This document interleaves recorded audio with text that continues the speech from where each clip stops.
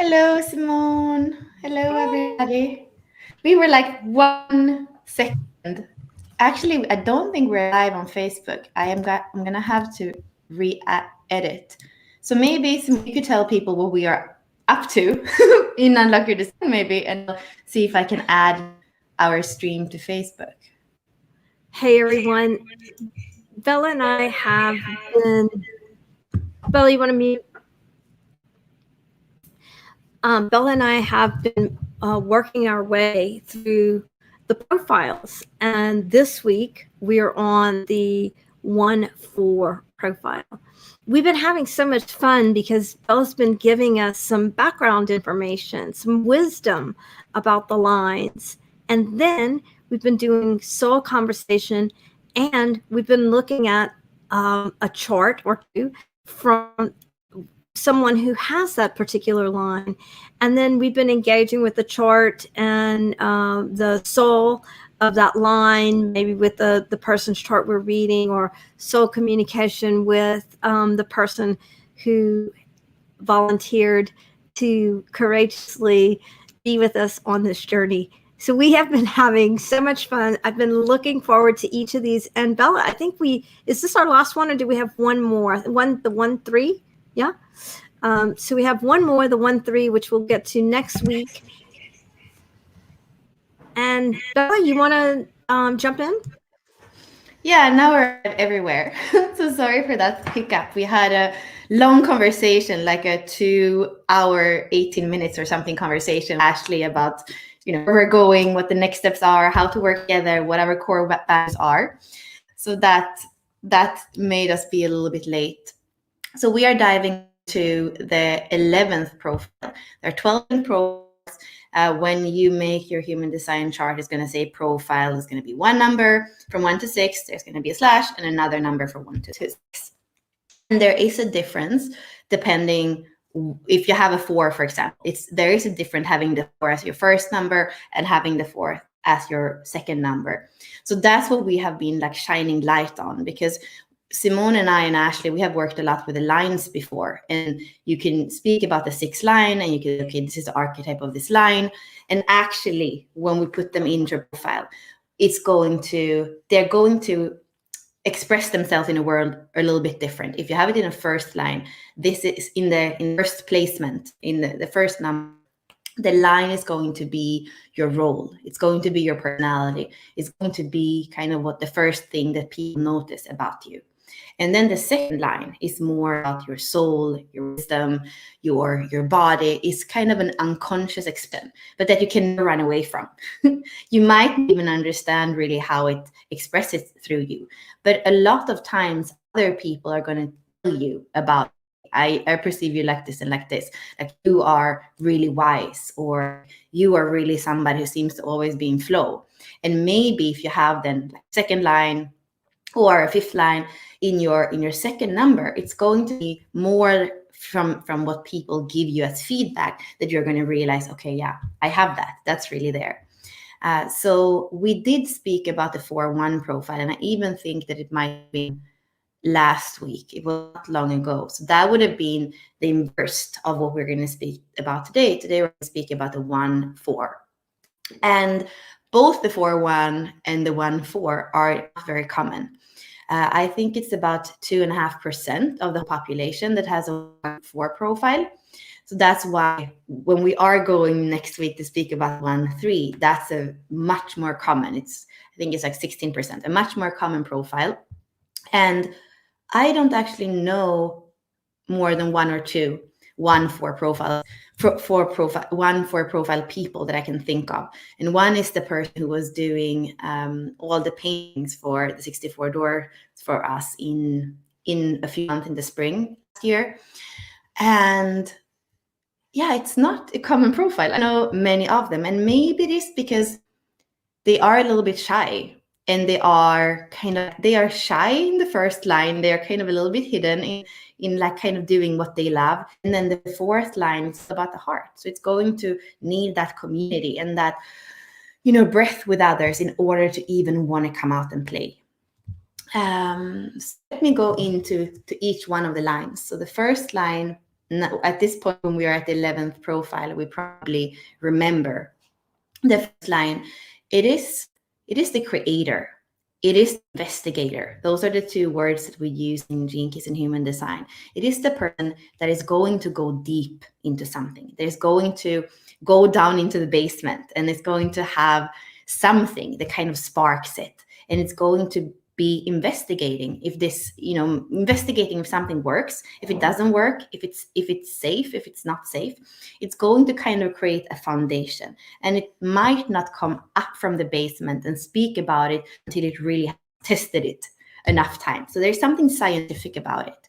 For me, the first line is kind of masculine in that sense. It needs the science. I know that in human design, it's also been said that the first line, that it's feminine. For me, it's masculine, and it's going to want to know what's in it for me. Like, if it comes out and it speaks about this creation, and it's going to maybe get somebody on board in the team, like doing something with this creation, it's always going to feel in a relationship what's in it for me, because otherwise it's probably gonna end up that it kind of goes and does its own thing.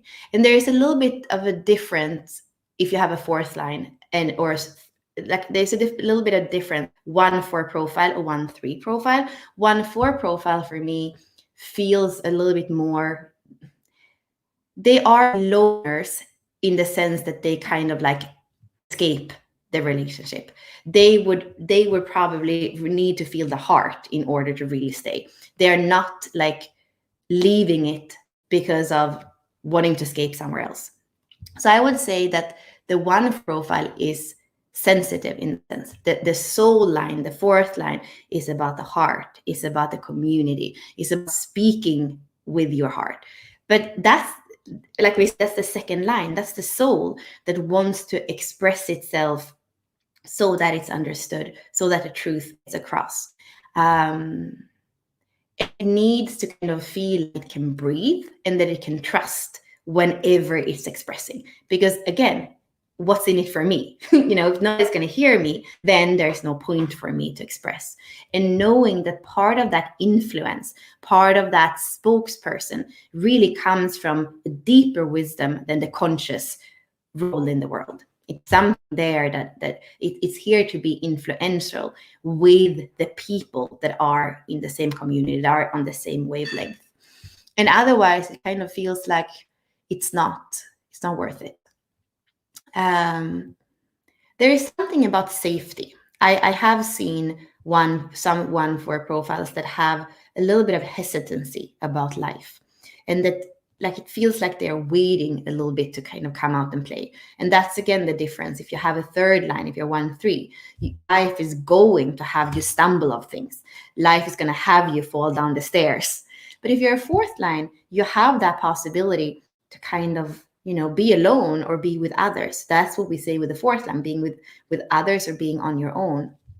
And I've seen that in 1-4s, to kind of dip your foot into life, but maybe not feel like you can completely breathe, that's completely your place. And then comes this like a little bit of a withdrawal. And the other shadow that I've seen is serving, serving others. We know that the fourth line in Gene Keys is called the server. And it almost can be like the 1-4 takes a lot of responsibility on their shoulder, because the first line, anchor, is that person who can be responsible, who's going to say, okay, if nobody does it, I'm going to do it. I'm going to make it work. I'm going to make sure that it's safe. And then that big heart, soul, just like takes on everything and serves everybody and thinks about everybody except yourself. And then at the end of the day, when it explodes, you're going to feel like, okay, win it for me. Why did you do it? And then maybe backlash, so that you just are going to think about yourself, or so you lose trust in relationships, you lose trust in reciprocity. I feel like that. It was funny today because I feel like I need to speak about the 1 and the 4 together. Otherwise, we can't really see what this profile is. Maybe just some word it is different if you are, for example, a 5-1, like we said, or a 4, you have it flipped, because then that solitude and that investigation is going to be with the body. Here, the investigation is in the kind of active part of your life. It is going down into the basement. It is staying with ideas. It is being a creator, and it is to come out like a lighthouse in the world with your own creation. So creativity is extremely important as like a conscious aspect of who you are. If you are a parent, for example, to 1-4, you want to allow the child to test all these things so it finds something that it's really love and that it wants to go deep in. Because it's sad for a first line to not have that possibility. Yeah, I think that's what I can think now, Simone. I would love you to come in and invite in the consciousness of 1-4. Let's do it. Let's see what the 1-4 has to say. And to communicate with the profile. 1-4 profile for the purpose of wisdom, purpose of healing, for the purpose of co-creation, for the highest good and the highest vibration. The 1-4 profile lifts its head, and it's almost got this kind of hat with a really long kind of bill, and it's like really focused on something, and then the hat's almost like directing its focus, almost maybe like a welding hat that kind of lifted up, and it looks up, and it's almost like it was awaiting us, and it knew we were coming to communicate, and it's working on something. It really does feel like the metaphor of a welder putting together the pieces and parts that it has collected together. And it's interesting. The next thing that the 1-4 profile shows me is a relaxation in the body. And the 1-4 is bringing my attention to the lower chakras, like the groundedness in the second and the first chakra, and this relaxation in that part of the body. And it's saying when there's relaxation and connectedness, it's easy to focus on the heart. And when it says easy to focus on the heart, it's like the project in front of him that he's working on. When there's this peace and calm in the body, it's easy for the heart to be focused and putting the pieces together. And then the 1-4 kind of lifts up its creation, its work of art, right in front of for us to see. And the 1-4 is like really proud of this creation, but not in an excited way, just it almost feels like it's receiving its own creation. And there's a peacefulness in that. And there's it's as if the 1-4 profile is looking at this creation with such admiration. And there's an understanding that this creation from the heart that's grounded in the body, this peaceful creation, is both of him and of the world. So it's almost like in creating it from the heart, that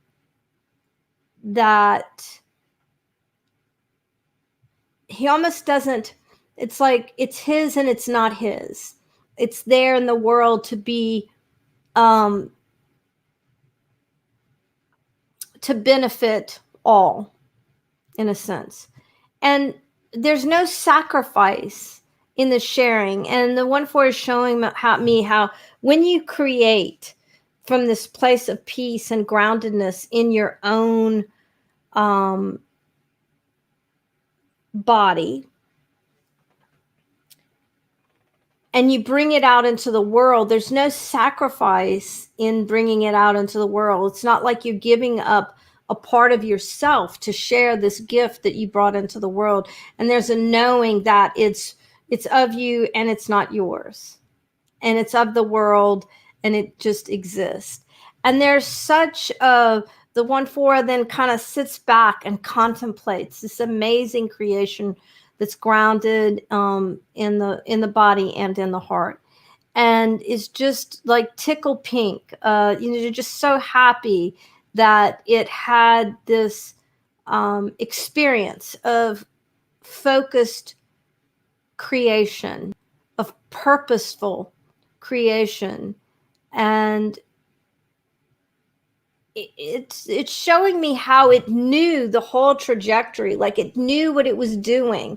It's almost like the whole come from of the whole experience was so grounded. It actually knew, it saw, I'm going to research, I'm going to create this thing. And then there's this, in a sense, satisfaction from going through the whole process and bringing it to fruition in a really grounded way. And there's no selfishness there. There's no fear. There's no regret. There's no sacrifice. It feels so in balance, and it feels so received in the world, and as this blooming from the heart. So beautiful.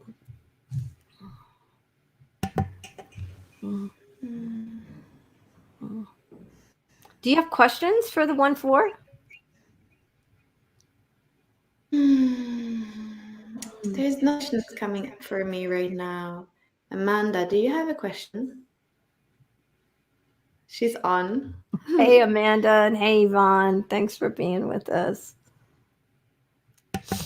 I mean, Simone, I was thinking, I'm going to mute you just so it doesn't There's do that. Louise. Yeah. There's Louise, too. Oh, hi. I was feeling into the sweetness when I heard you speak, because there is a difference between the 2-4 profile and the 1-4 profile. And I don't know, there's almost... The 1 can be loner. The 2 is a hermit. So there is something with the difference there. And the 2-4 can lash out of you. Okay, so maybe this is the thing. The 2-4, when it doesn't feel the 4th line of the heart and the trust and the friendship and all that, kind of like says, okay, you are disappointing me. You are not there. Like it kind of lashes out at the other. It can have part of itself where it doesn't see its heart, and it kind of like blames it on the other. And what I feel with the first line is it doesn't do that. It might go into like its own kind of attitude, but it doesn't lash out. And sometimes I just feel like we need to include the 1-4 and show it. It's a win-win. Like, trust it. And sweetness can be a really good way of treating a 1-4. And I mean, maybe that's the question, what is the effect, the true sweetness between how's that perceived by the 1-4? That would be my question. Let's see what the 1-4 says to that. The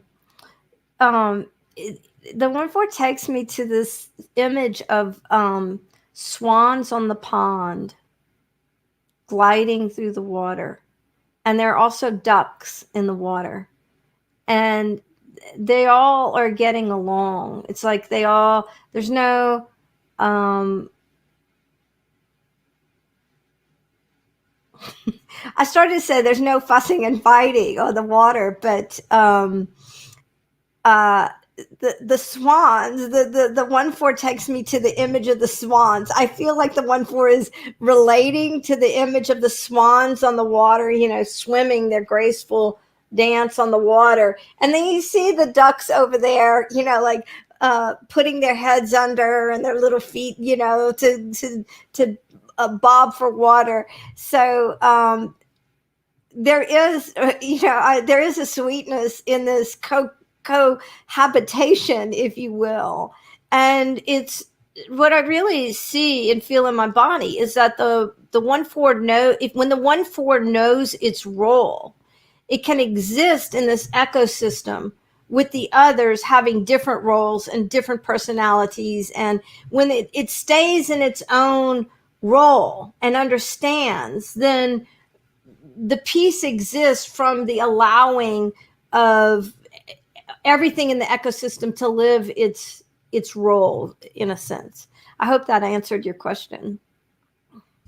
I love that. And I feel like that is the first line in the personality. I see that with several 1-3s in my life. Like when they have that clarity, then it's fine. Then when we know our responsibilities, when we know, when we know that we are there and that there's a win-win, then suddenly it feels peaceful.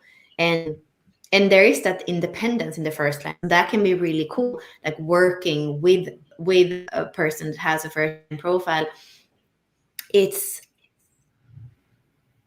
is independence where you can do your thing, I can do my thing, and then we kind of meet and we speak about each other's creation, or like about what you like. Yeah, I like that. It rings very true to me. Amanda has a question that I think it might be a good one. How does a 1-4 respond to being challenged, especially in the lower chakras? Let's see what the 1-4 profile, what wisdom can come through. The 1-4 profile shows me this. When there's challenge, the 1-4 profile shows me how the energy is up in the third chakra. And it said, drop that energy down, bring it down at least into the second chakra, if not the first chakra. And you'll see that what happens is, what I'm witnessing in my own body as the 1-4 shows us, is when the energy drop, like it's almost like a fireball in the third chakra. But when that energy drops down into the second chakra, there's a calming that occurs. It's almost like, imagine the sun going into the water, and this calming occurs. And when the calming occurs, it's almost as if you can see the challenge without all the fire. And then when you drop it further down into the first chakra, you're grounded, and that's the place to respond from, instead of being in the fire ball in the third chakra. So the 1-4 is encouraging you, when you're challenged, to bring that energy out of the third chakra, down and through the second chakra, into the first chakra, and ground. And then from that place of grounding, that's the come from. And then it's showing me that when you drop it down into the first chakra, what you see is all the pieces and parts. So when you're up in the third chakra, it's like you can't even see what the challenge is. You're just challenged. But when you drop it down into the first chakra, then it's like all the pieces and parts are laid out in front of me. It's like they all popped out of the body. And I'm like, oh, here's the challenge. I don't have all the parts, or there's missing parts, or there's too many parts, or I don't want these parts. But it's like you can understand all the aspects of the challenge in a way that allows you to ground and understand what you need and what you don't need, or what you don't want. So that's the 1-4's reply. And let me see. Now it's showing me, it's interesting. It's almost like, here's the second chakra, and it's like almost like there's energy flying out. So out of just like flying out of the second chakra, almost like a lightning bolt kind of coming through the second chakra. And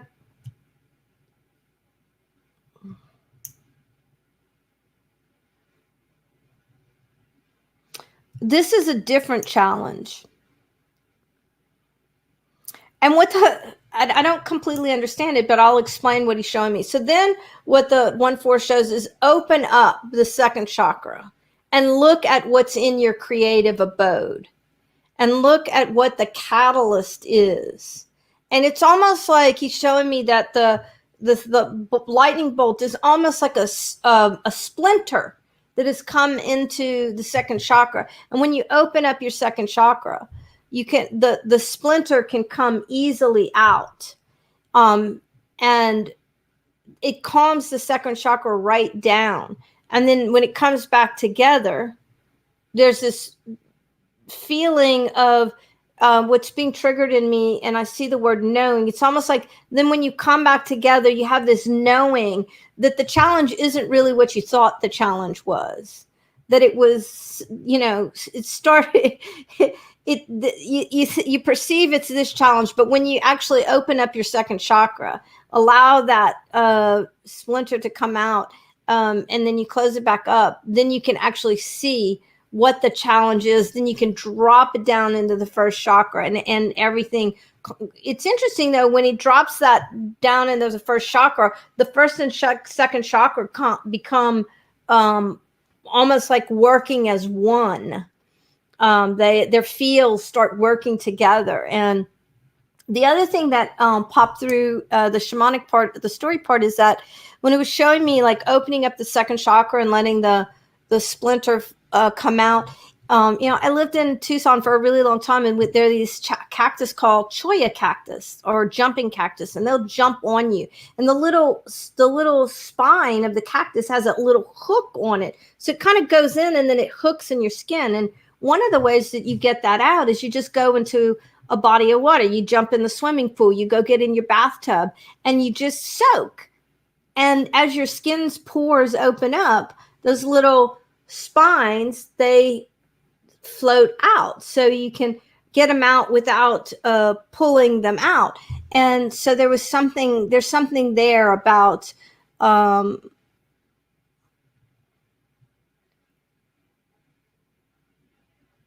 releasing whatever the penetration is without pain, without agitation, with just awareness and opening up and softening. So good question, Amanda. Thank you.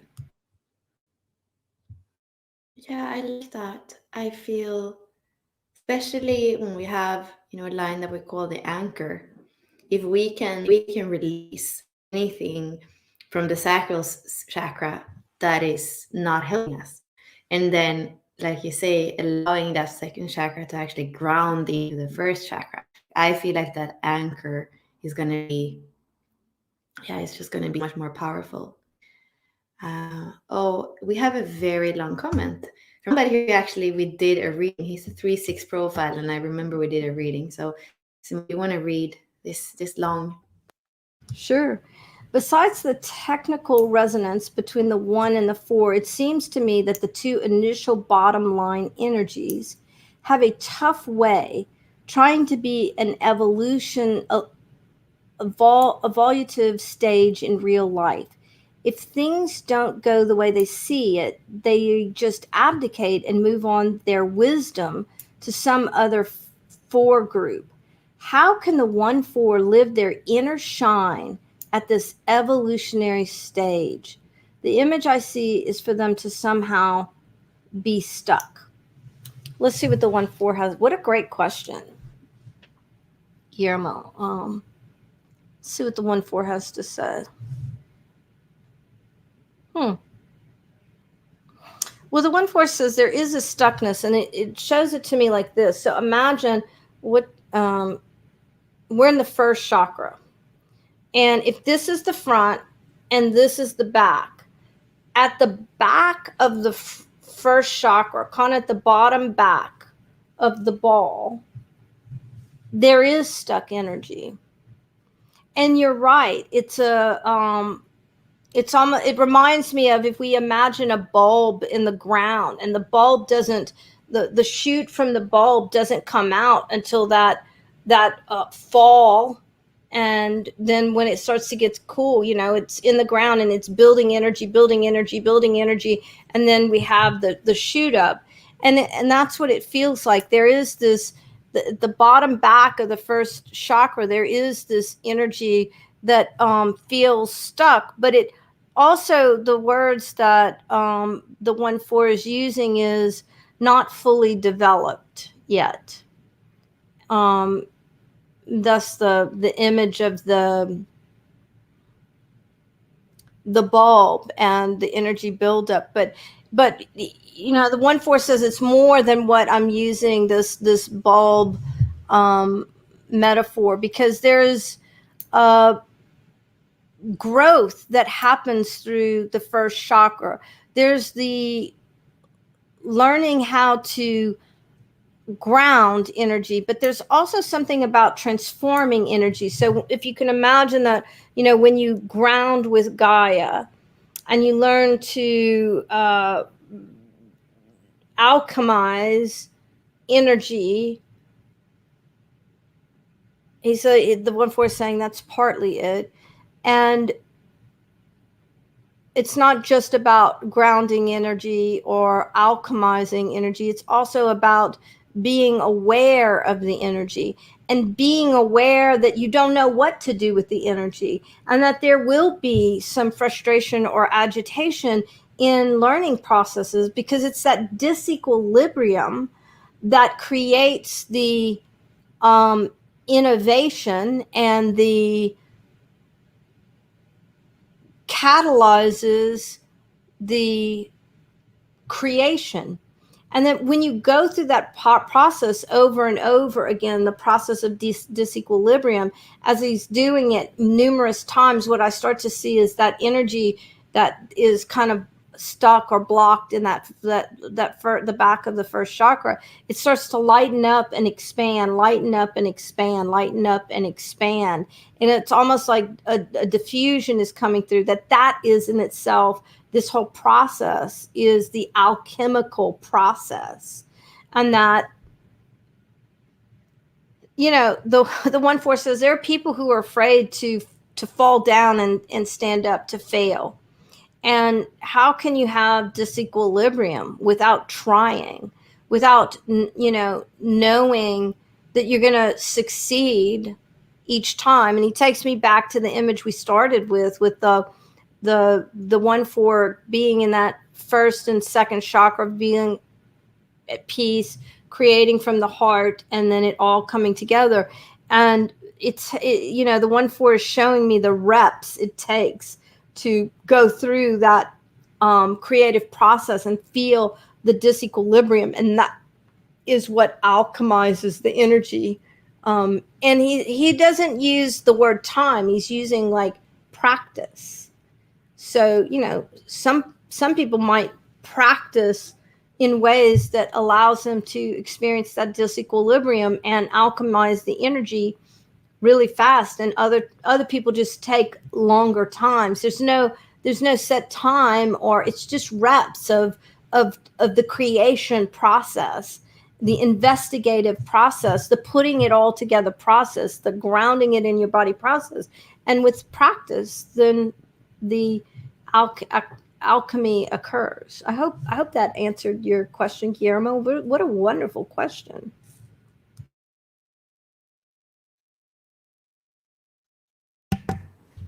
Is there anything else, Simone, comes up before we end the conversation?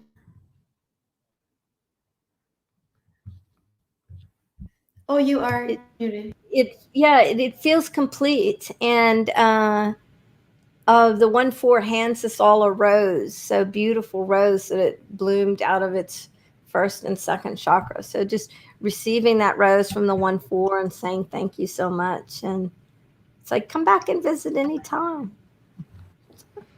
Yeah, thank you, everybody. And we have the 1-3 left. We will come live with that next Monday, the 15th. And the way that it's going to work after that is that we're going to still come live maybe for half an hour on Mondays.